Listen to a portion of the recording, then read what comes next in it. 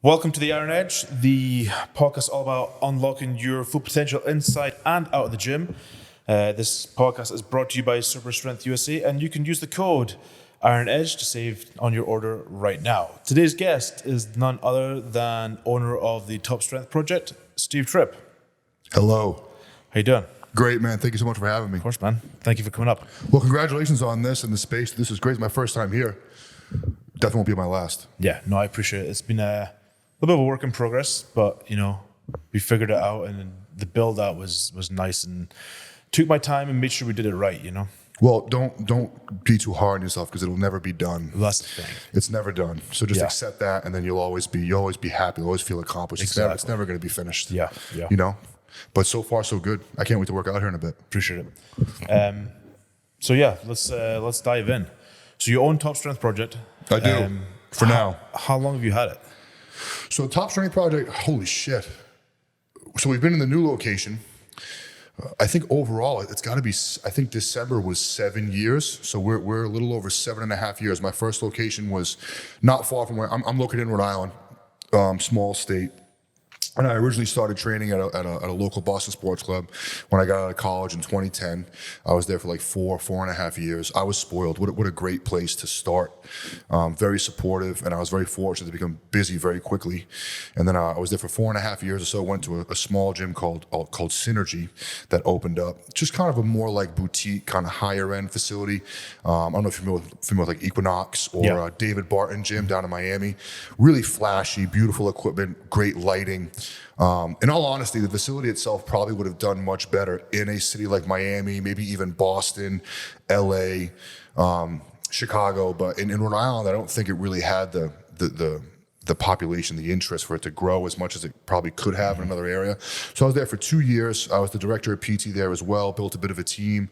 And the trainers, we were all doing very well there. But as far as the gym itself, membership was struggling. It was just such a high ticket price venue. The gym was probably $2.5 million build out, and it was just tough to get that back, I think. So I ended up being encouraged to go off on my own, which was never my intention. I can't stress that enough. I never even intended to be a personal trainer, to be honest, but I just kind of fell into it by necessity.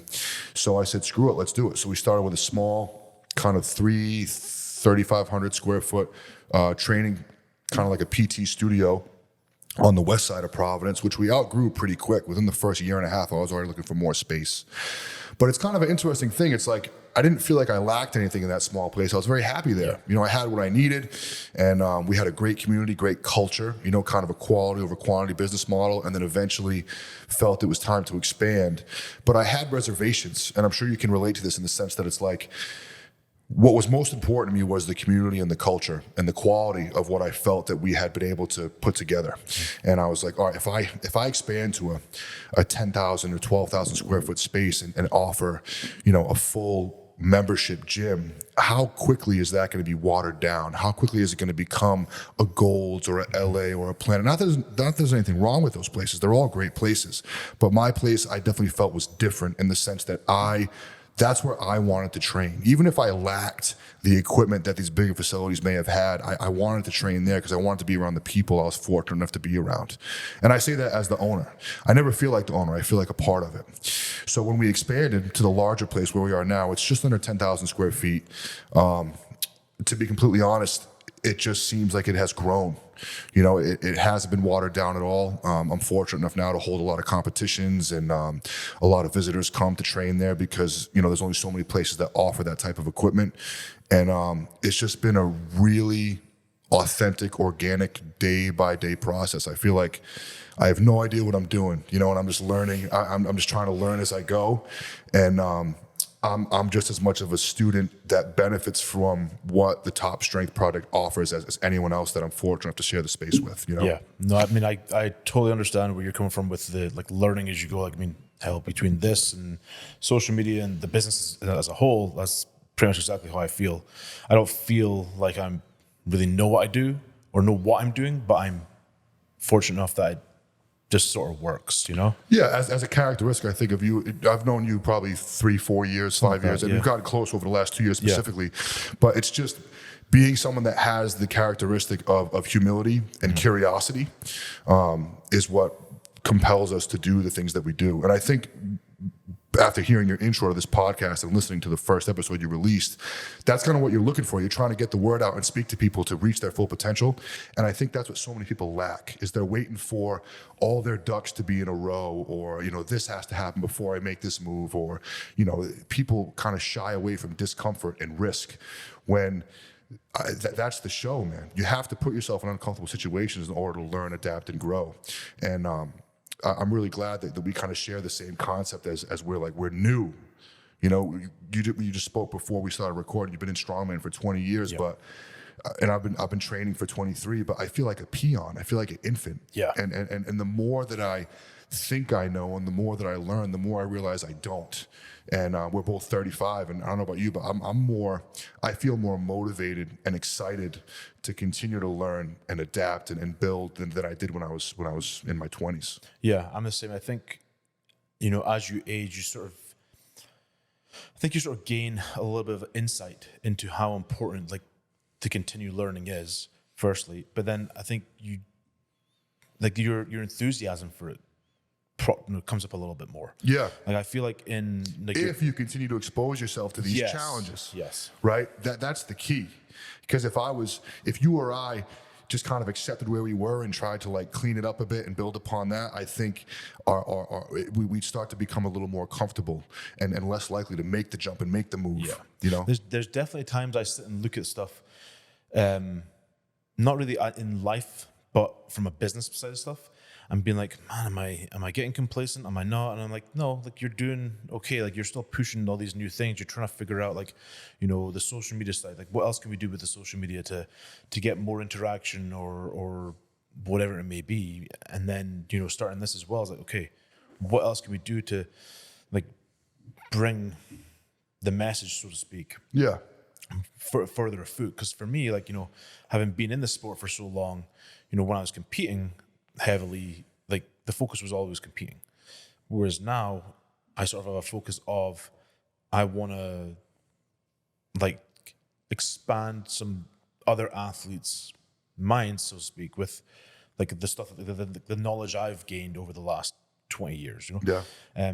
Be it from a training set of stuff or from, you know, whatever. Like, Well, you've always been someone that's present.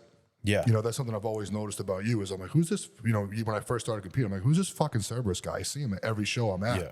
You know, so I think that plays to what you're saying, but using this as an avenue or as a platform, you're able to reach so many more people rather than the couple hundred that you have to travel out to see all the shows that you do. You know, that takes a lot of effort to get out there and set up. Yeah. But here, I think the reach is limitless, you know? I 100% agree. And that's the thing, like, you know, that's why, like, you know, trying to do a bit more stuff with like the pro tip stuff we do with Cerberus, or, you know, a bit of YouTube stuff, and then just trying to put myself out there a bit more. It's like, I'm not, like, I know a hell of a lot about strongman and, you know, the way to do things. And my biggest thing with strongman is always that you can never stop learning with it.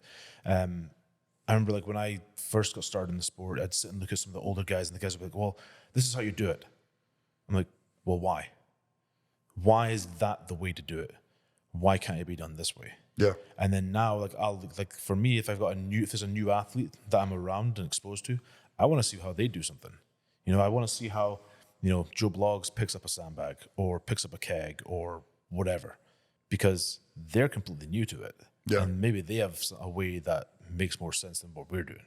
I think that's something else that's very interesting with that kind of scenario you're speaking on is, like, as I started talking more and doing more, speaking about the pro tip stuff specifically, when I started doing, like, I have a couple little hashtag things I do, like, what the fuck is this for Fridays, and, you know, talking about specific equipment, what it's for, why we have it, how to use it, and, like, strength tip Tuesdays on, you know, I did one on the SSB bar, for example. It's like all these things, because we've been doing this for so long, it's very simple to us. It's like it's ingrained in our brains, and we know, and it's so simple and it's so easy to pull from. But what we don't realize is that when we start communicating these things, how many people are like, oh shit, that makes a lot of sense, and it has such a reach. Perhaps the greatest example of that was I did this kind of like interview. I was asked to start putting together a documentary with this guy named Tom McMahon. You know Tom, he's a videographer. Yeah. He does great work. and I've been fortunate to be in a few of his videos when he was recording some shows I was at. And years ago, I think it might have been New York's Strongest Man, maybe 2018 or 2019. I think it was maybe the third or fourth time I competed in that show and won that show. He actually did a short video on it. And I ended up shooting him a message because I just loved the way he laid it out. It just was so well done. And then he ended up reaching out about a year ago and said, I'd like to speak to you a bit and put together a documentary. And he asked me a very simple question during the interview. And he said, do you ever have bad days?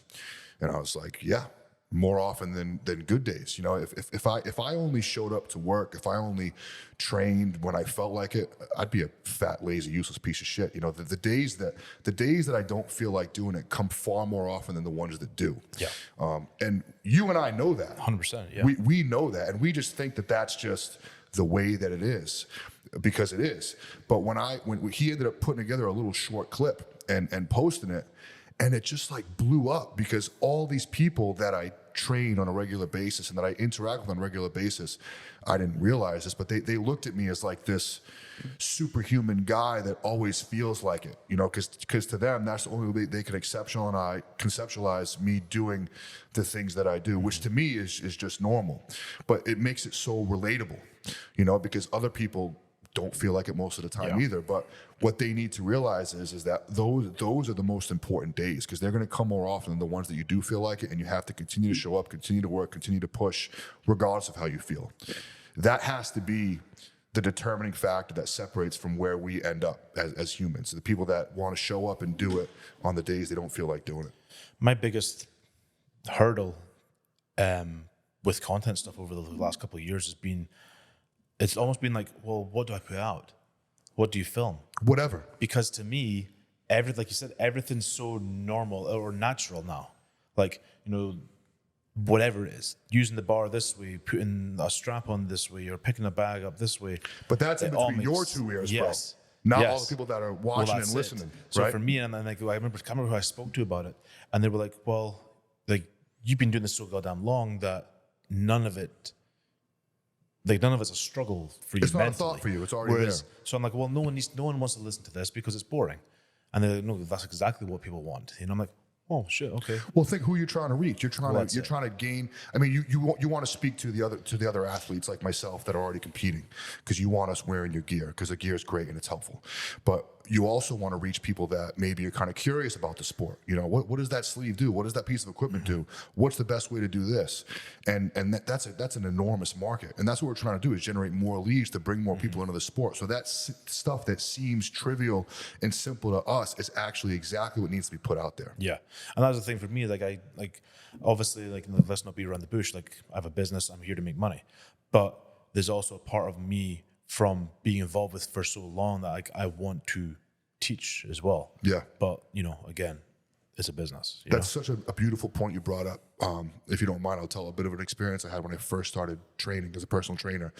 You know, we're in this to make money, but it's also something we're passionate about. And I think it's so important as professionals, which is so funny to call myself that, but as a professional, to lean more towards the passion, because the money will come. Yes. And a great example of that I was so fortunate to learn very early on in my career as in this industry is at Boston Sports Club. I originally came in and I was like horrified, because I grew up in trades. You know, you make a wage, you show up to work, you do the trade, you build the house, you put the roof on, you go home. And this whole idea of being in a gym setting, and that gym specifically for me was like a 4 or 5 star gym. I'd never been in a gym that was more than $10-15 a month for a membership. This was a $70 a month membership gym. Training rates was $90 to $110 an hour. And I was like, how am I going to approach somebody in this gym and be like, hey, your squat looks messed up. Let me show you something. And they'll be like, all right, great. And I show them whatever. And they're like, hey, that felt great. That was awesome. And I say, great. If you want to continue working out with me, it's $100 an hour. I don't know about you. I tell me to go fuck myself. So I'm like, how am I going to pull this off? But I was very fortunate to become busy very quickly. And within 2 or 3 months of working there, thanks to the other staff who were super supportive of me, I was able to build the biggest business in the gym. I was doing between 140 and 160 sessions a month. Wow. And there was 3 or 4 other trainers there that were also doing well. There was Al Perez, and I love to bring them up because if they happen to watch this, I want them to know how much of an impact they had on me. Al, he was the top trainer there, super supportive of me. Celeste Ruin, Lisa Tambrini, and Sean Cryan, they were the top guys and girls there, and they took me under their wing. They were super supportive, and we had a fitness service manager named Gail who kind of managed all of us. And the point of all this is there was a board, and they used to print out, there were, I think, 2,000 trainers in the entire company, and they would print out a top 100 board, the top 100 grossing trainers each month. So I'd look at that board, and when I started training over 100, 140, 150 sessions a month, I'd make like top 15, top 20 in the whole company. And I'd look at that and I'd be like, holy shit. And I'd say like, well, look, if I want to get to top 10, if I get like 160 sessions next month, I can be top 10, 170 is top 5. So I started thinking about the numbers. I started thinking about money. I started thinking about getting people in, getting them out, trying to get as many sessions as possible to climb that board. And you already know what happened. I started making less money, because I wasn't as good of a trainer. I wasn't as excited and as focused on my craft and my service as I was my bottom line. And that was such an important lesson to learn so early on, that like if you're in the service industry, or really any industry, especially if you work for yourself, you have to focus on your service. You have to focus on what you're providing. And if you do that, and if you're any good, inevitably the money will come. Yeah. Focus on the service, focus on the community, the culture, what you're offering. Make yourself worthwhile, and then the money will come as a convenient byproduct of that. If you focus on the other, it doesn't work that way. I don't think you're going to be successful if you're so money driven. If you're passion and service driven, I believe that the money will come. If you're any good. Yeah, I mean, I agree with you fully. That's like, for me, you know, ever since starting the business, or I guess taking the business over from Scotland and starting it in the US, it's always been like, okay, well, what's the service we're providing? And that's why, you know, like even, 5 years ago, like we got raved about for customer service. Like, good. That's what I want. That's huge. I want you to, like, there'll be times where guys like, I just placed an order. I screwed up my address. I'm like, oh, hey, we've already processed that. And this is like within like 10 minutes. And I was like, we've already processed that. Let me dig it out and I'll change your address. We'll get it fixed for you. And the guy's like, what do you mean you've already processed it? I'm like, we've done it. You know, it's good. It's just ready to go out the door. And that's always been something I've prided myself on with the business, is pushing everything out as best as we can to make sure that people get the best product, the best experience, the best service, the quickest service, all that sort of stuff. And it's just growing exponentially. I think a point you made before we started recording, which really hit home for me, is when we were speaking about some other businesses and how businesses that retail products specific for this industry, fitness industry. And what ends up happening is that the people that run those businesses are business people and not fitness people. Yes. And I think a lot of stones become unturned for that reason. When someone calls Cerberus to speak about a specific product, it's so nice to talk to somebody that lifts weights. Yes.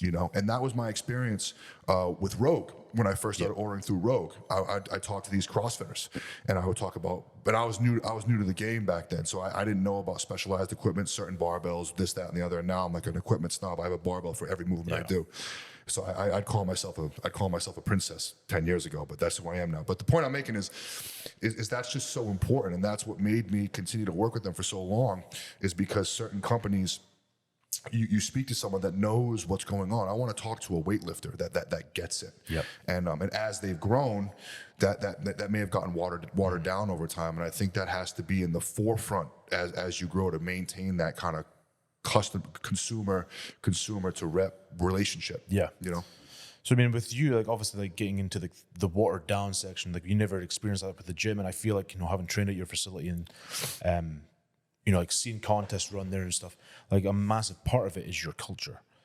Like, what do you like? Is it something you've tried to build, or it's been an organic thing? It's fostered itself, or what do you feel is like? What do you feel has been the driving force behind the culture becoming so good and supportive and all that sort of stuff?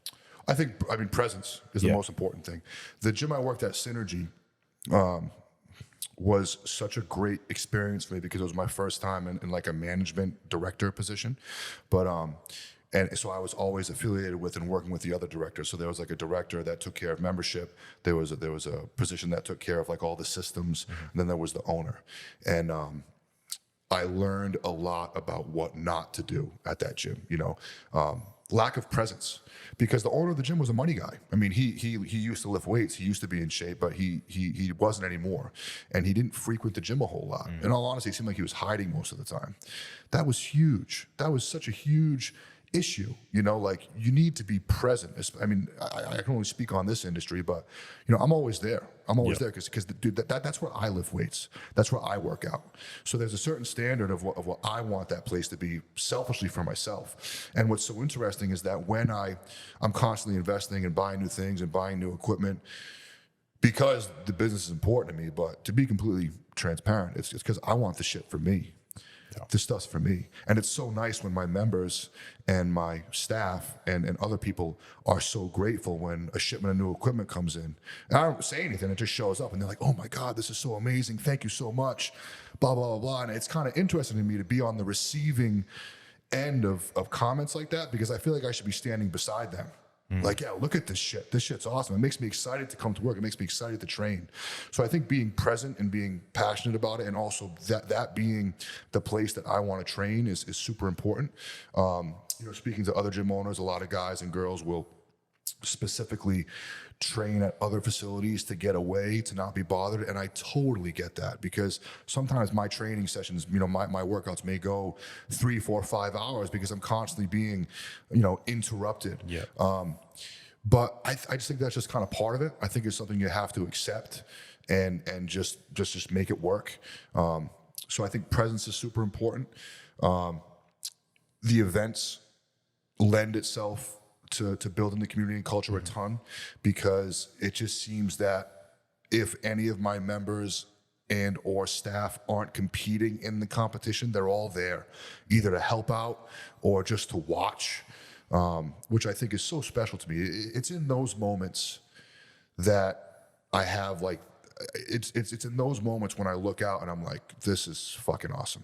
And I actually kind of feel like I get these chills and I get a little choked up. It's like, we've created this. Yeah. Because I'm in the trenches all the time. I'm right alongside everybody else. So it's not very often that I have those moments, but competitions, and at the end of those competitions, when I'm handing out awards and all the people have been there all day and they're all there clapping for all the competitors and everyone's all excited and they stick around sometimes to help clean up. It's in those moments that it's like, fucking right, man. I'm doing the right thing. This is good. This is good. So I really think that's kind of the biggest piece is just being present, taking responsibility, and really reaping the benefits of what you've created right alongside the rest of the people that you're serving. Yeah. I mean, I think being in, like you said, in the actual gym with everybody else, just like one of them, has been a massive part of your success. And that was something when I had my gym in Washington, I tried to do as well. Like, always be there, especially at the busiest time of day, Like, I was trying to build, the gym, trying to build Cerberus. Like, I took a second job and was, gone at certain hours, but when it was time to be at the gym, it's like, okay, I'm here and I'm present and I'm helping people and I'm loading. Even if I was like, no, I'm done with my session, let me load your bar. Yeah. Just stuff like that. I think really helps things. So let's roll it back a little bit. I know you mentioned, like, when we were trying to set up all this stuff, that you're a musician. Where did strength come in? Like, how did you get into it? How did you fall into strength sports? Honestly? Yeah. Well, strength sports came when I opened my first gym. Okay. And certain members and clients of other trainers that I was working with had an interest in competing. So I was just like, I'll do it with you. Yeah. And I ended up, winning. So it started off in powerlifting, and I did a meet, an SPF meet, with a girl named Libby who was training under my buddy Mike, and we all did a meet together, and I won. So I was like, all right, I guess I'm a powerlifter now. Same thing with strongman. Yeah. I had a trainer that wanted a New York Strongest Man in 2017, and he asked if I'd sponsor him and support him, and I'd be like, I'll do it with you. And I ended up winning, and I was like, well, I guess I'm a strongman now. So here we go. How I got into fitness and lifting weights was when I was 13 years old. I was at Ashley Roy's pool party, and this girl I was kind of like dating and flirting with called me Titty Boy in front of everybody. And I wasn't upset. I wasn't upset. I wasn't offended. If anything, I was kind of more informed, you know? I just kind of felt like, I mean, I was embarrassed, obviously. But leading up to that pool party, I remember kind of like looking at myself in the mirror, and I was kind of going through puberty, and my body was changing, and I was like holding water in certain spots. And now that I've studied this stuff, I know what was happening. I was just very estrogenic. Yeah. So I was holding a lot of water. I definitely did have, you know, like breast tissue. I definitely held a lot of fat there and around my waistline. And I remember very specifically before that pool party with my bathing suit on, like looking in the mirror and kind of being like, you don't know what you're supposed to look like. You're 13. Yeah. But I definitely knew what other guys my age looked like. And when she said that, it couldn't have been at the better moment. And like that night I went home in my basement and I had a bunch of like, I don't know if you remember those, like the old school plates that were filled with sand. Yeah. So my dad, I guess, like inherited it a set. He never touched it, but it was in my basement in the corner covered in cobwebs. So I pulled that out and got the ones that seemed to be like close to the same in weight. And I had one of those end tables with the sides that fold down. Yep. And it was, if I folded the sides down, it was like just enough for me to lie on and bench press on.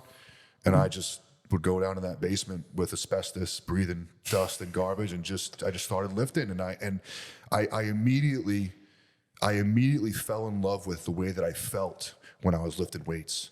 I loved feeling pumped up. I felt tight. I felt swollen. And I felt like that probably for a half an hour, an hour after I worked out. And then I felt like complete shit again. Yeah.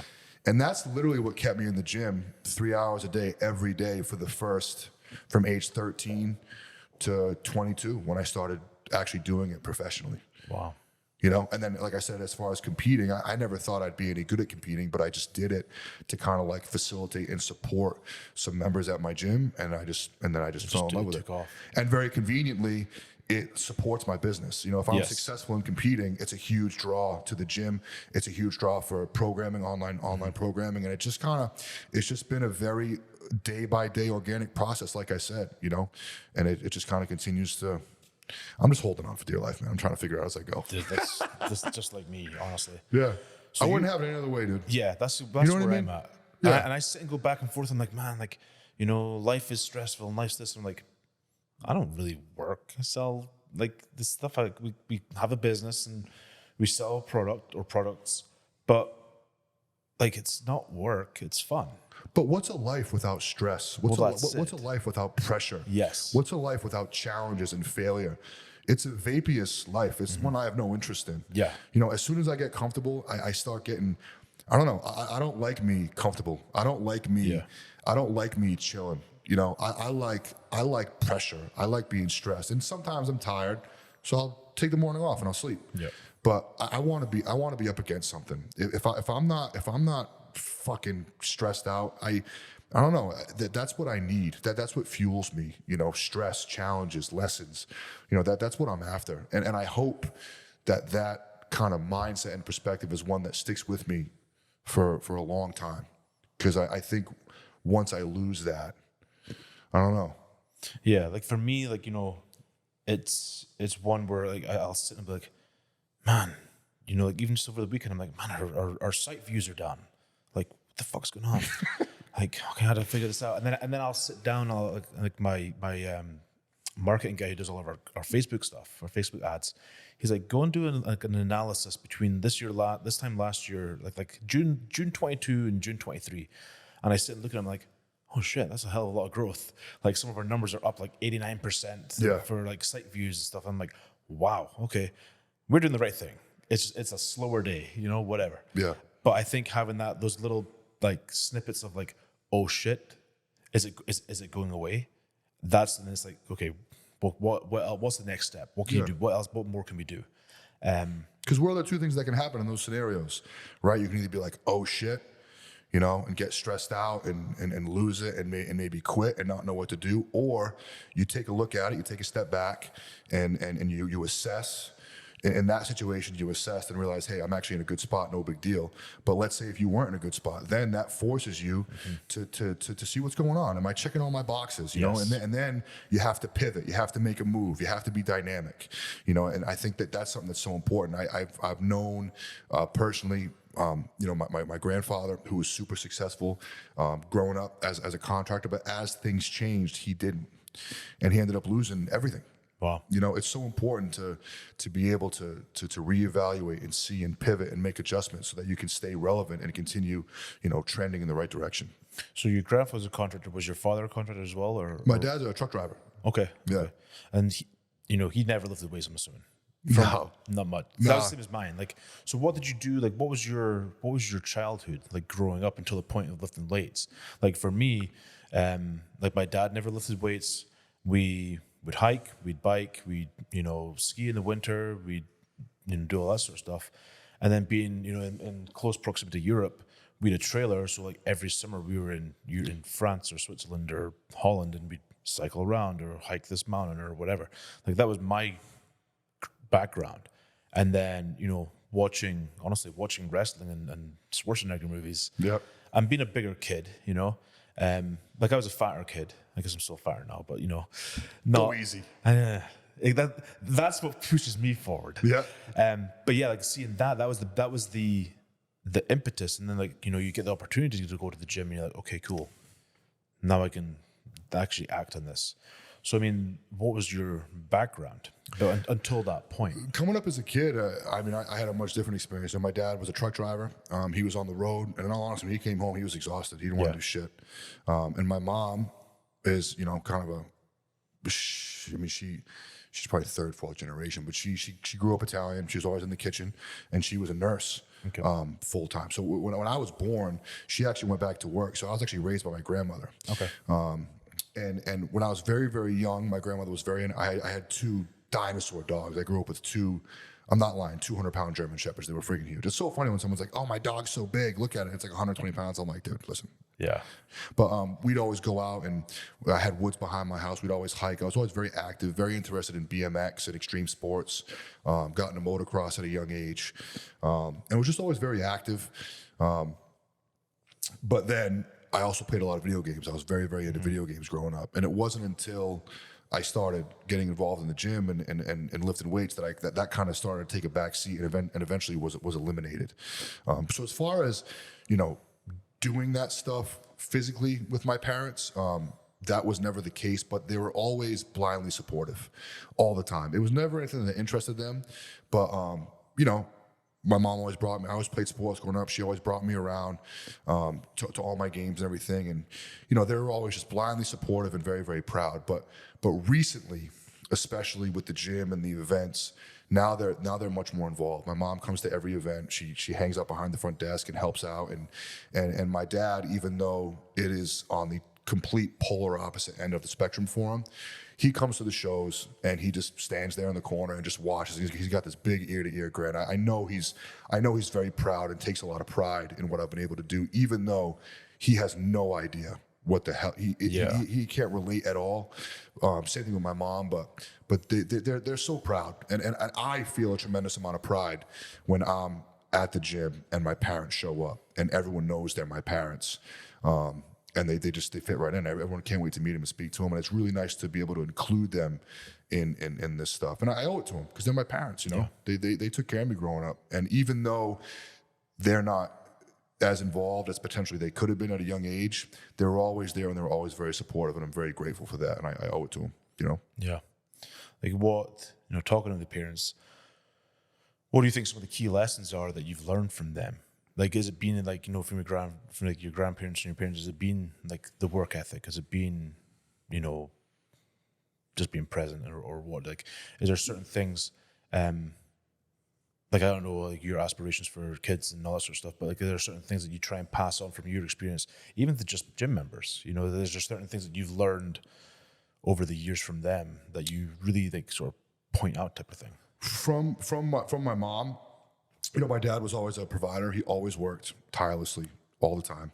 And my mom was always just such a she was just like the ideal mom. When she was home, she was always in the kitchen, always taking care of us, always doing her part, unconditionally, without fail, no matter what was going on.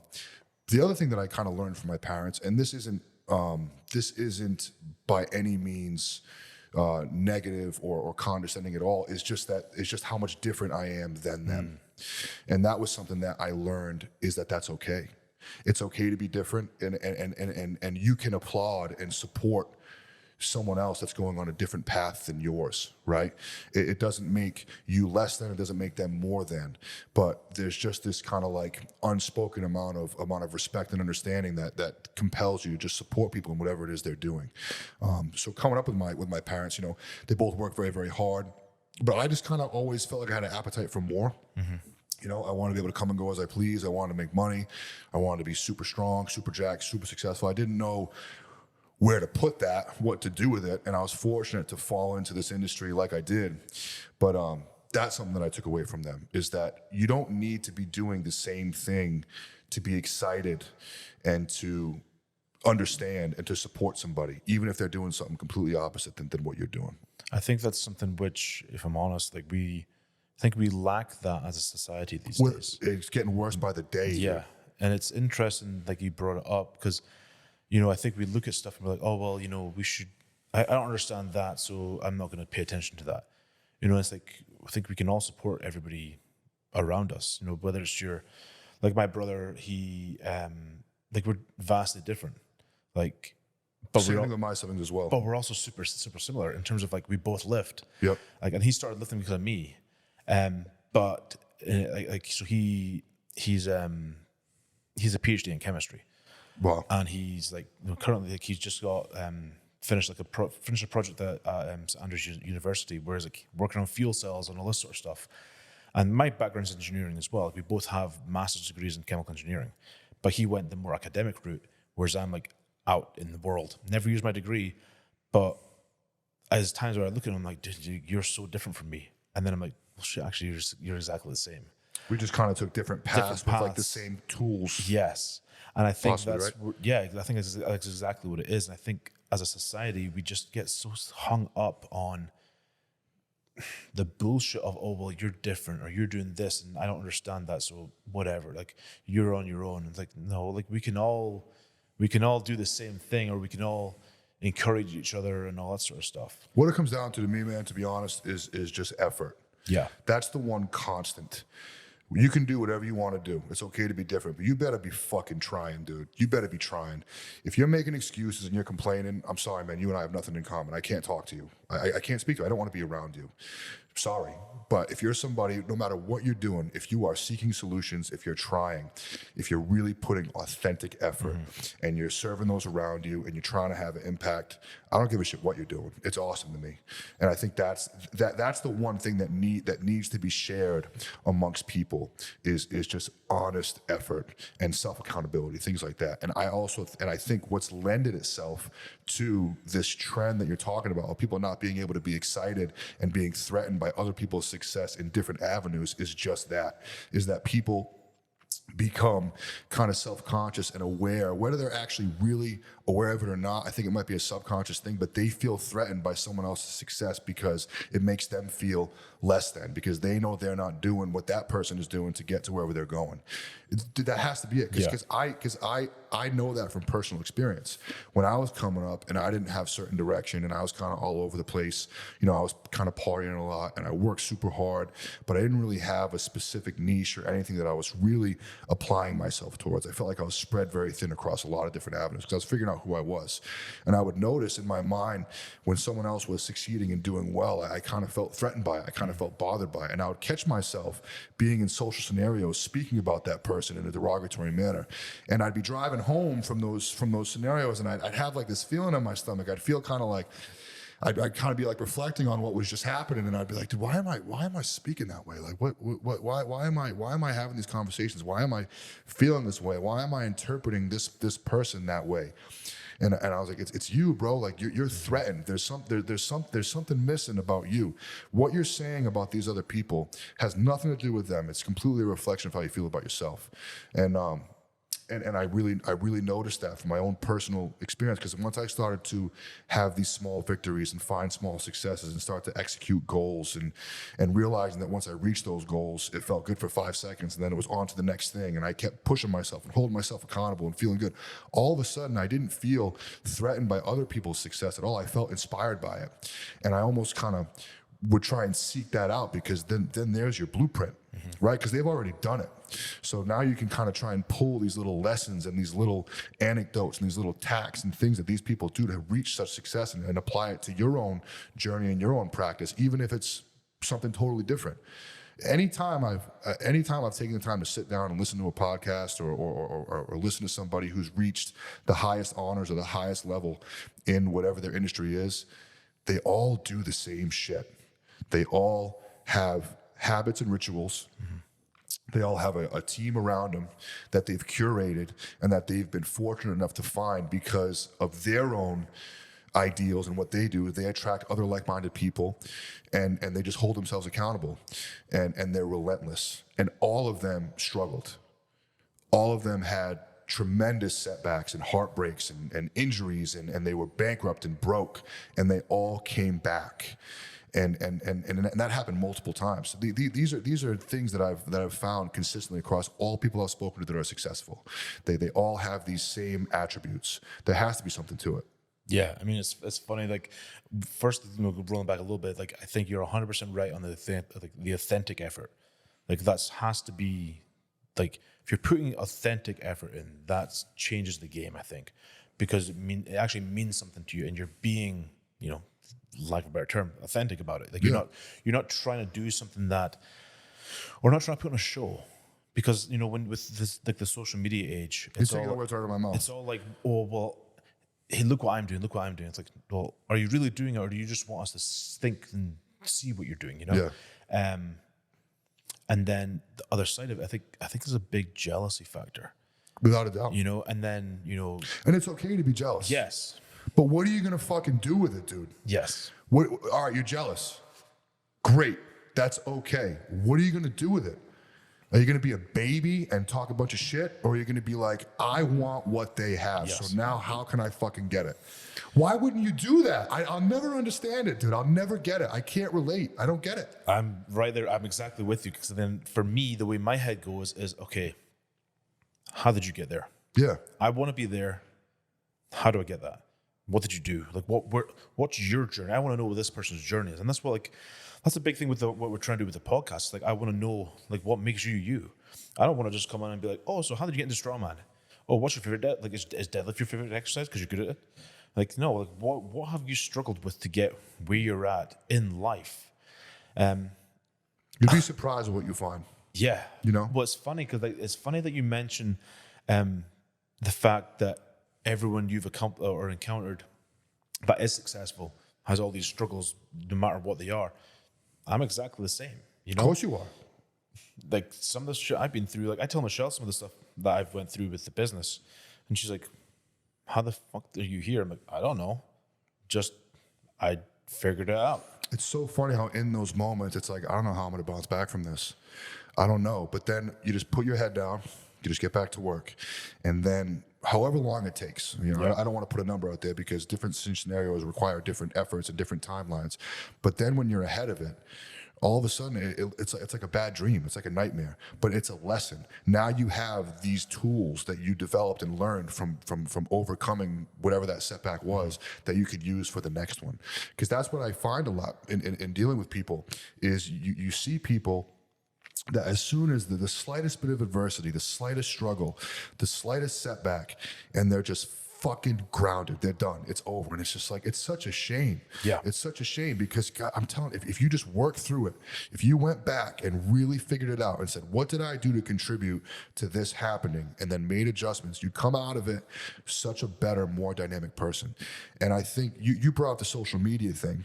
And how much that lends itself to giving these people this idea of, these people have these perfect, wonderful lives, and that's unattainable. The other thing I think that lends itself to kind of this landscape that we're talking about is just how easy life is nowadays in general. Like right now we're sitting in a beautiful air-conditioned facility. It's pouring outside. We have all this wonderful equipment. Everything's so accessible. We can get food easy. We can find shelter easy. We can communicate easy. Everything's automated, and it's only getting easier and easier, which is great. The downside to that, though, is, in my opinion, we as human beings, we as a species, we as biological organisms, we need stress. We need to suffer, just like every other species. Because you know what? 5,000 years ago, we were in caves, bare ass, with a leaf over our goodies, trying to find shelter and protect our young and fight our saber-toothed tigers. That's a huge part of being a person. Is struggle and lessons. And because we live these easy lives, you actually have to seek that out now rather than just be presented with it in order to survive. And I think that's what a lot of people lack. I think people find they want to be comfortable and they want to relax and they want to chill, and you're not going to find happiness there. I don't think you are. And I think there are people that will try and pretend like they do. I'm like, nah, man, not me, bro. I'm just chilling.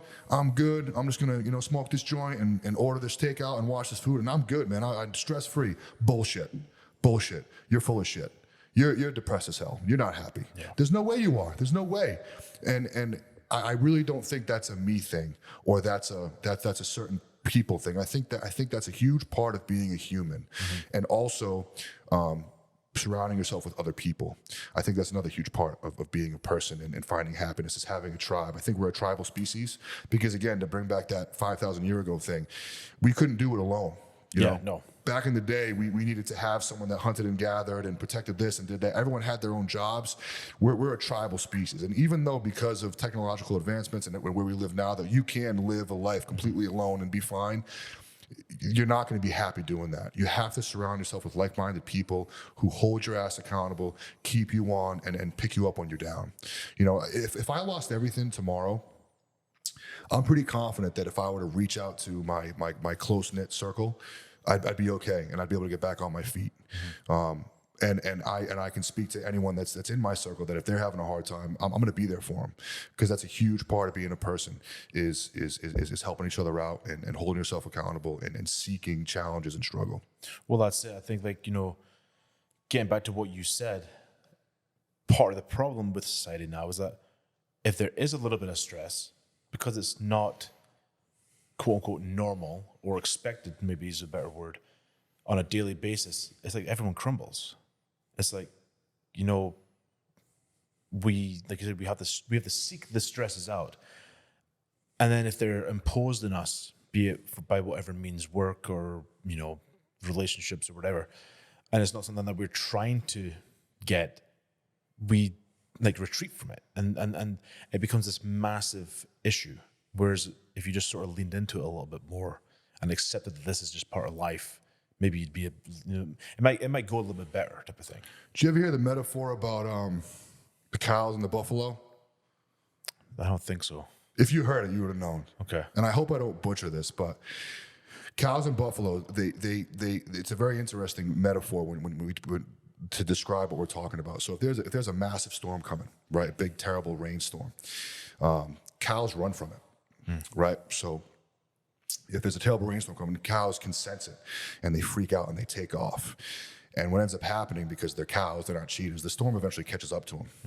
And then when the storm catches up to them, they keep fucking running, right? So they don't realize what they're doing, but they're staying in this storm, in this turmoil, in this stress, in this angst, and they just get fucking throttled because they keep trying to run from the storm. Now, buffalo, they sense a storm just the same, but they run right into it. Buffaloes run right into the storm, and it's terrifying, and it's hard, and it's scary because they have to deal with it, but they run right at it. And what ends up happening is when the storm passes, they get to reap the benefits of the storm. It's beautiful nature, all the water, the grass, the resources, and they're able to chill and relax and benefit from trying the storm. And I relate that to exactly what we're talking about. I relate that to trauma, and I feel like that not we, but whoever's in charge is building this kind of dynamic for cows, where we're building this this understanding of trauma that, you know, you should run away from it, and you should, you know, just see a therapist or get on SSRIs, or you know, if you're tired, if you're anxious, if you're depressed, it's okay, relax, stay home, don't worry about it, don't address it, where you should be heading right for it, figure it out, you know. And I think that metaphor puts it very, very simply. It's super, super interesting. I remember when I first heard that, it was on a podcast clip of somebody out west who I think lost his wife and 2 kids in a car accident. They fucking died. Yeah. And I think he obviously, you know, had a really hard time, became an addict for a while, but he turned it around, and he is super insightful. I wish I could remember his name, but that's where I first heard that quote. And that to me was just like, that's money. That's exactly what we're talking about, you know, cows versus buffalo. And dude, it's just a choice. It's just a simple choice that has to be made. Like, are you going to weather the storm, or are you going to run? But it's not just the choice you make once. It's a choice you have to keep making over and over and over again, sometimes more often than others. But you have to commit to it. And I think the rewards are enormous. Yeah, I mean, I fully agree with you. I think that's the thing. Like, if you just keep, you know, like, there's that whole thing about banging your head against the wall. And it's like, well, are you really banging against the wall if you're actually going to benefit from this? You know, like, yeah. I think if you bang your head against the wall, if you address stress in the same way all the time, and it can't be, because it's from numerous different, you know, sources. And just like the point we made earlier, that life is so easy because everything's so easily accessible now, so are resources to figure things out if you're having a hard time. I remember seeing a thing years ago, and it was Will Smith, and he was talking, I think it was at like Nickelodeon Kids Awards or whatever, and he said, I'm trying to think, I haven't listened to this in a long time, but it was basically about like reading or running. Like, any problem in life can be solved by reading or running. Reading, because we've been around for thousands and thousands and thousands of years, that there's no problem that you've got in your life that someone else hasn't written about already in a book. Mm-hmm. So the answer is there. And running, because, you know, you can go out and you can put yourself through this, you know, pain, so to speak, and you run and you run and you run, and you could, no matter, you know, your level, you're going to reach that point where you don't want to run anymore. Yeah. And it's like, man, I'm so tired, I can't breathe, my legs hurt, yada, yada, yada. And if you just keep working through it, you get to that point where you're like, oh, wow, I'm okay. I got through it. And now I'm in like that, what do they call it? Like the runner, oh God, I can't remember. The runner's high? Yes, thank you. And it's like, you know, you go through all that hell, and then exactly what you talked about with the buffaloes and the cow, like now you get that benefit. And well, I really like how with that example, contrary to mine, I gave you the pro and the con, where his example, they were both pros. Yes. There's no option to not seek it out and figure it out and finish the job. You can either read or you can run, or you can do a combination of the two. Yes. And I like that, because that example only offers successful options, and you can't turn away from it. So I really like that. Yeah, I think it's a good one to actually sit and like lean into it and just be, okay, like, how do I get through this? Yeah. What are my options? Because failure is not an option. Let's be honest, you know. And it's very interesting once you start making the choice, like I said, to see things through and figure things out. It doesn't take long for that to just be your default. Mm-hmm. You just become that way. Like, I'm this person now. I'm the fucking guy that's going to figure it out. It might happen in 5 minutes. It might take 5 years, but I'm going to figure it out.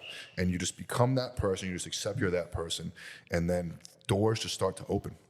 You know? It's funny that you say, like, I'm the guy that figures it out, because that's what I always say to Michelle. Like, if there's anything going on, I'm like, hey, I'll figure it out. Well, what do you mean? Like, I'll just figure it out. Don't worry about it. I'll figure it out. She goes, well, you always say that. I'm like, yeah. And do I figure it out? He goes, yeah, okay. And I have really hard times too. It's so funny, dude. Just yesterday, I had to come up here, and my truck needed an oil change. Mm-hmm. An oil change, very, very simple, right? Yeah. So my Jenny was like, hey, my truck needs oil too. Can you do mine? I said, of course. And I knew I had all the tools I needed, and I looked at Jen's truck, and I knew I needed a filter wrench to get to the filter, because I couldn't get to it. And I knew I had a filter wrench. So I had to pull a truck up. This is just yesterday. And I think it's important to tell this story because, you know, I have really hard times too, sometimes doing simple tasks. I want to do 2 oil changes. Dude, I had a full-blown fit, panic attack, flipped the fuck out. I was so irritated because I couldn't get the oil filter wrench I had didn't fit around her filter. And I kept trying to make it work, and I was getting so frustrated. And then I spilled oil all over the pavement. Everything was going wrong. And this is like a very, very simple task. And I was losing my mind. Yeah. And at one point I was underneath the truck, you know, just like swearing and cursing. And I told Jen to leave. I'm like, Jen, just get the fuck out of here. I'm like, I'm so fucking embarrassed. I don't want you to see this. I was like, get out of here. And she's like, no, I'm not leaving. She's like, you're the most capable person I know, and you're having a hard time. And she's like, you're going to figure it out. I know you're going to figure it out. And I was still mental and I was still bullshit. But after I figured it out and it was done and I got the oil off me and I got the dirt off my back, I thought a bit, and just how nice that was exactly what I needed to hear. Yeah. You know, and I think it's important to tell that story because, you know, we're sitting here talking and saying that, like, you know, we're these, you know, super capable guys and we always get it done. I struggle. Oh, me often. too. God, sometimes doing very, very simple tasks like a friggin' oil change. And sometimes I struggle a lot. And that's where it's important to have people around you that believe in you and support you and also are doing the same thing because they can bring you back. And that's so valuable. Well, that's the thing. And it's, you know, getting into the relationship side of life. It's so important to have someone who supports you for the little wins or the little struggles you go through. It's like, you know, Michelle and I bought a house last year. And like we're doing little jobs and renovating stuff slowly. I hung a new ceiling fan and I turned it on, and this thing, dude, I'm like, this thing looked like it was about to rip the entire house apart. It was like shaking so much. I'm like, what the hell is going on with this thing? Like it's a fan box I can see, and I had to end up going up to the attic and, you know, pulling everything apart and replacing stuff. And when we finally did it, and she's like, it's so nice just like see you do stuff like that, you know, or like working on the truck, like, oh, it's so nice. I'm glad it's nice to watch because that was supposed to take 20 fucking minutes and it took 6 hours, and I am bullshit right now. That's exactly like, and that's why I said, I was like, look, she's like, can we do this? I'm like, yeah, okay. You know what? It won't take that long. Let's just get it done. Yeah. And you turn it on, and I was like, motherfucker, seriously? Remember when I hung that big ass fan in my place? I stood there by the box for like, it probably took me, it seemed like 20 minutes, it was probably like 10 seconds, but I was so nervous to turn that thing on because I'm like, when this thing starts fucking spinning, dude, like, what's going to happen? But dead silent, thing's perfect, but I was nervous as hell. Yeah. And that's the thing, like, the same as me. Like, when you go and do something, you're like, okay, I think I did everything. Like, like that old box was wired in a certain way. Like, I had to clip everything to get it out of the ceiling. And like, you know, it's a 3-inch box versus a 4 because the house is older. So I'm drilling the ceiling and, you know, doing all this bullshit. And I wire everything back up and everything's marked and all that sort of stuff. I'm like, okay, let's connect it back up. It's like, hey, hit the power. No. Oh, like, get ready to run for the door in case something blows see up. what the hell happens here. And it's all good. Like, okay, cool. It worked out. But it's those little things where it takes you fucking 10 times as long as you think it's going to. And you, like, the amount of times I said to Michelle, hey, listen, just go. Like, let me do this. Like I give me some space. Yeah, well, the whole time Jen was there watching, I wanted to be impressive. I wanted to do a good job, you know? And I was failing miserably. So I just wanted her to go because I was so embarrassed. But she reassured me. She was just like, Steve, like, I've seen you do shit a million times. You're the most capable guy I know. You're doing fine. And that was really nice to hear, you know? And I was still bullshit, but that was nice to hear. Yeah, you're preaching to the choir with it. Absolutely. But the thing is after that experience, as much as it sucked, you know, what can I learn from this? Now I know. I'm not going to fuck around with the wrong tool for 3 hours, you know? I'm going to make sure I'm well prepared. Yeah. It's just a small thing, and next time I do it, I'll know. Yeah, and that's the same, like Michelle will say to me, like, oh, well, do you really need to buy that tool? I'm like, I'm buying the fucking tool. Hell yeah. Because now I don't need to go and search for it. Now I don't have to try and figure it out. Like, I've got the right tool for the job, and that's it. You know, with the right tool for the job, a man can do anything. Yeah, and it's funny, like, you know, to sit and talk about the relationship. Like, you know, the first 2 guests of the podcast. You know, the first was Kira Rickson, and then Hannah was the second that we're launching next week. Hannah Lindsay. So it's nice to sit and talk to, like, have a male guest, and so like we can relate on certain things differently. You know, it's like. And like we sit here like, oh, we're, you know, these big, capable, strong guys. Be careful, don't say that you're going to lose a bunch of viewers because nowadays men and women are the exact same. We're not complementary opposites anymore. We're all the same. I feel we're all capable, but it's Are you okay going on record saying that you're having a different experience interviewing a male than a female? I hope so. I guess so. But it's like, it's just like you just relate differently. Like it's like for us, like I think the big thing right now with this conversation is like, we're sitting here like, oh yeah, we're these big, strong, capable, macho guys, but there's still like that vulnerability side of stuff. Constantly. And I don't think, but it's so unpopular to have that outlook, like no one wants to admit it. At least that's the impression I get on social media. Like no one wants to admit that they're vulnerable if they lift weights. But I think it's a very important thing to actually acknowledge that we, or people in general, are all vulnerable. As far as males and females. Yeah, I think saying that males across the aren't board, emotional, I think is ridiculous. Yeah. I would argue men could be even more emotional than females. I think men experience heartbreak potentially harder than women. I think it's harder for us to move on. It's harder for us to find another partner. I think men experience anger in a way that women will never understand. But like you said, I think it's important to understand that as a male, and to try and be, to leverage like stoicism, to take a step back and not get emotional. Not because we don't have emotions, but because I think a very desirable characteristic for a man to have is to be able to take a step back and think and process and understand, why am I feeling this way, and understand it and acknowledge it, and then pivot and make a move to be able to be able to get past it. And I think that outlook is becoming more normal now. I think back, like if you asked that question, or if we'd been having this discussion 10 years ago, it might not have been that way. I think, and maybe this is part of my upbringing in a different country. You tell me. But I think for a long time, it's like that old, like the old thinking, like, oh, you can't, a man can't cry, a man can't show this like vulnerability or yada yada yada. Whereas now it's like, no, like we are these people, as males, as females, as across the board. I think being allowed to show vulnerability, and that we all struggle. Yeah, I think that's a big thing. I agree with you, but I think these it's a days. fine line. Yes. I think that what's happening, especially very, very recently, is asking men to speak more about their emotions and be more emotional, and just accept that they're struggling, that they're depressed, that they're tired, and they're having a good time, and then that's just the end of it.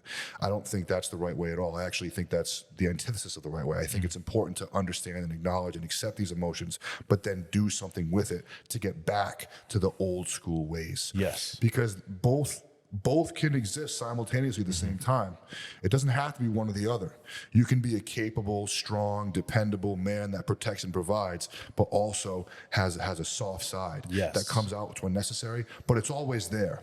It's always there, but it's underneath, and it's underneath not because I'm shoving it aside, but I'm thinking about it. I'm expressing it. I'm understanding it, and I'm then applying it. And I think that's exactly where I'm trying to go with it, as well as like, it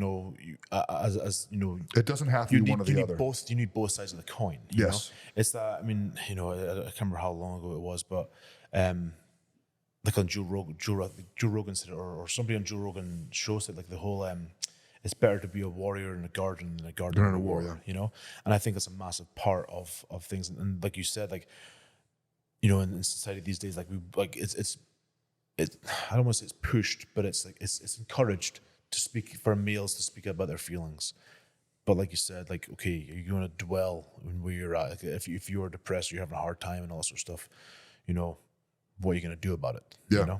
And you have to do something. Yeah. I think acknowledging that it's there is obviously the first step, but then you have to do something with it. You can't become a victim of these circumstances. You have to become a student of them. Yes. You know? And Jordan Peterson actually might have said this on Rogan's podcast, but as a man, you should be a monster. And a lot of people interpret that the wrong way, of course. But what he means by that is you need to be capable, like overwhelmingly capable, but never necessarily use it and flaunt it unless it's necessary. There's a line that's very eloquently put in language that I can't, mimic, but basically he says that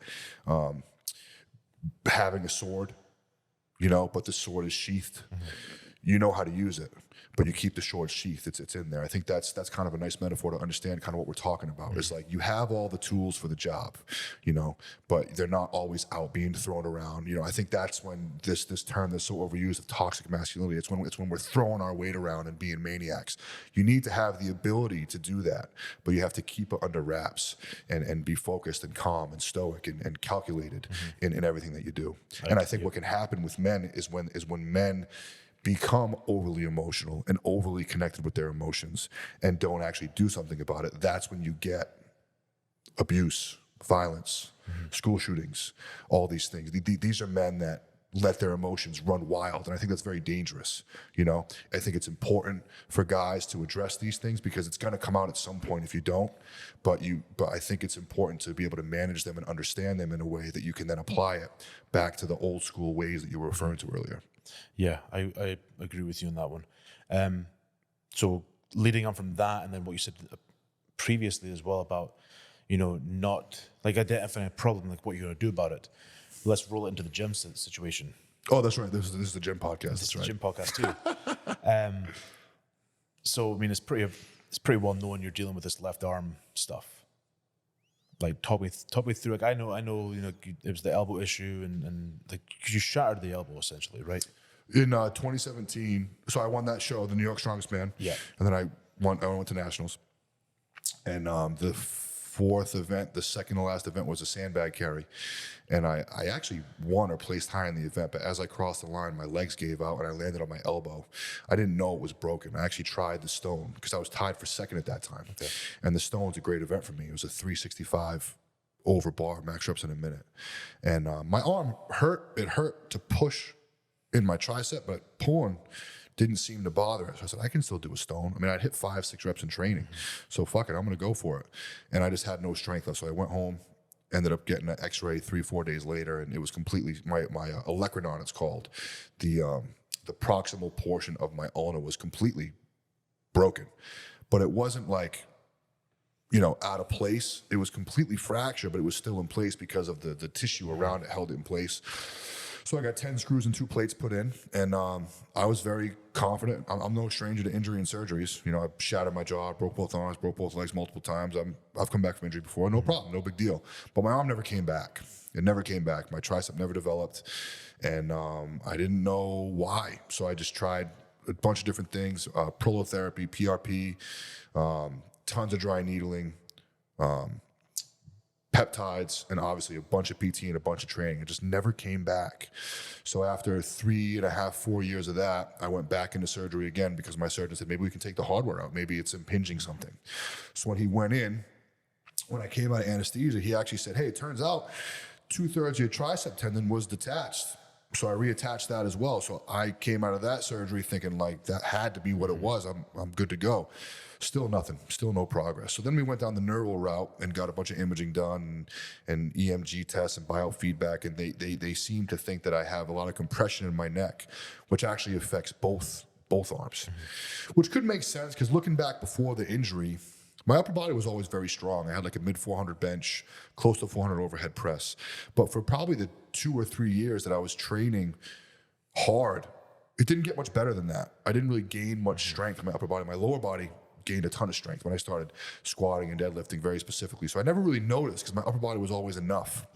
So the thought process is that this neural issue is something that's been going on with my entire upper body for a long time, from hitting with my head with football, crashing my dirt bike a few times. I'm a pretty aggressive skier. I took a couple nasty crashes skiing, and I've hit my head a lot. So there's some impingement in my neck that they believe is affecting my nerves' ability to innervate my upper body, especially my left arm, because since I broke it, it never came back and adapted. So doing a lot of different drills and things to try to restore proper patterns, bringing up the imbalances that have obviously occurred, training and competing for 6 years with this injury. And it's extremely frustrating because I haven't really made much progress at all in the compound lifts. As far as like direct tricep work, there were some issues with my traps and rhomboids that are much better. Those are up. Those are much stronger now. My tricep itself is a bit stronger. It feels like it's grown a tiny bit, but it really affects my overhead press, especially log. So when it comes to competing in strongman, there's always an overhead. And for the last 6 years, I've zeroed all those events, but I've still won every competition I've done because I'm able to be dominant enough in the rest of the events to get points. But then I go to a national show or I go to a pro show, and I can't be that dominant amongst the best in the world in every event other than the overhead. So it's very, very frustrating because, I'm not one to boast or think that I'm anything special, but if I had 2 functioning arms, I know I'd be a contender at all these big shows without question, because I'm very dominant in all the other lifts. No one's going to out deadlift me. I'm great at stones, carries, loads. None of that stuff's a problem, but I can't overhead press. And the same thing happens with powerlifting. I'm coming up on an 800 squat, 900 deadlift, very, very competitive. If I had a 550 bench, that's enough to be top 5 in the world in my weight class. But my bench is, high 300s, low 400s, maybe, depending on what happens. So in order to be able to get to where I think I'd like to be to feel accomplished in this realm of strength sports, I need to have both arms. And it's very, very frustrating, mostly because I don't have an answer. I don't know what the answer is. So all I can do is just continue to try to align myself with smart people who maybe do have the answer and just keep fucking pushing as best I can. But I'll tell you what, twice a week, overhead workouts, I'm like this close to storming out of the gym every single time because it's so frustrating, but I never do. I never leave. I go through the workout. I do the best I can. I do my drills. I do my exercises. And that's just what I'm going to keep doing. I'm never going to stop. I can't stop. And it's funny because I was told, God, 4 or 5 years ago now, the same neck thing. They're like, oh, we think you have a herniated disc in your neck. I'm like, what are you talking about? Like, I haven't had any car crashes, haven't had anything. They're like, oh, it's years of strength sports.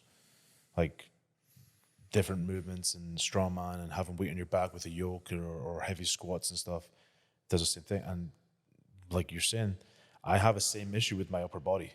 Like, my bench, like some days I'll walk in and I'll bench close to 3, no problem. Other days I'm struggling at 200 pounds. Yeah. It's very odd. And I do the same thing. Like there'll be days I'm like, okay, cool, I can press 150 today. I was pressing 200 pounds, like strict pressing 200 pounds last week. Like what the hell's going on? Yeah. So be grateful for those heavy weeks. I don't even have those. That's it. Yeah, exactly. Yeah, right. So, what's next? Like, I know you're prepping for the World Strength Games, right? Yeah, so I ended up hooking up with this guy named Shane Germain from MST Systems. He's over in the UK. He's been great. So he has a bit of a background in PRI. Are you familiar with that at all? Yeah. So my exposure to PRI thus far has been great, but it's been lacking, if I can say this respectfully. I have a couple PTs, one of which that worked at my place and one of which that I'm very, very close with, Nick. So Henry worked at my place, and Nick Bruno is my PT. Both have PRI backgrounds. Henry is phenomenal. He has an overwhelming grasp of the kinetic chain, how everything works, and it's so odd. You'll go in and say, my knee hurts, and he'll like push on your ribs and make you breathe into this side, and your knee don't hurt anymore. It's crazy. But I felt like I needed a bit more, maybe something a little bit more aggressive, because perhaps I'm trained too far in the other way where that approach might be effective. So I learned a bit more from Nick and Henry, all of which I still apply on a regular basis and all of which I use with my clients all the time. Invaluable knowledge. So when I started working with Shane, he has a PRI background as well, but he's a very aggressive strength competitor. Yeah. So he takes the PRI stuff and kind of integrates it into really aggressive training. So I did 6 weeks restorative with him, lots of drills, lots of things like that. And that seemed to have a bit of an impact. And I've been training with him ever since and just hoping it'll improve. As far as the strength games, that's in September. There's a 350 log that I'm going to have to zero and a yoke press that's also 350 that I might have a shot at. I have a little bit more power on a barbell because it's not so out in front of me. And I can use my legs a bit more to boost that thing and kind of catch it. But those two events are going to be, if not zeros, close to it for me. But the rest of the events are friggin' awesome. And you're taking part in the deadlift championship there, right? Yes. So a lot of the deadlift, a lot of the people that are doing it just to deadlift. Like my buddy Nico, for example, is just going to deadlift, and that's kind of a good thing for me because there's probably 3 or 4 guys that are going to outpull me, but of those 3 and 4 guys, they're just doing the deadlift.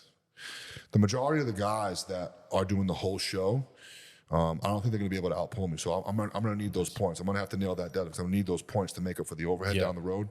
But a lot of the other events are like enormous. One of the events is a 350 sandbag to a 900 frame. I'm pretty sure the frame at the Arnold was 881. So, I mean, I'm gonna give it hell, but we'll see. I know I can pick it up. We'll see if I can walk with it. Big Stone. The events are huge. Big Stone, 425 Husafel. I think it's a 50 down, 50 back. Really, really heavy show. 2-day show, 8, maybe 10 events, depending if he brings any surprises. But that's the next one. And then I have Strongman Corp Nationals, I believe, in October in Pennsylvania. And then I'm going to dial it back for a month or 2, recover, make everything feel nice again. And then I want to have a really aggressive powerlifting specific prep for a show like March or April. I'm confident because what I normally do is I'll usually do both. I'll usually do like a strongman and a powerlifting, but I just can't do it anymore. It's too much. I can't put pounds on my total and peak my squat and deadlift while peaking my deadlift, my yoke. It's just a bit. It was a bit too much for me, or at least it was last year. So I want to do those 2 strongman shows and then give myself a good 16 weeks to try and get, a 2150, 2200 total in powerlifting. That's the goal anyway. Nice. What's next with the gym? Any expansion plans and like that right now? The building the gym's located in just went up for sale. Okay. But it's a massive building. It's a huge building. I'd like to be able to pull it off and buy the whole building with a partner or 2, and then still own the gym, but be able to manage the building with some partners. And if I'm able to do that, there is an opportunity for expansion. I could expand into the next bay and have another 5,000 square feet.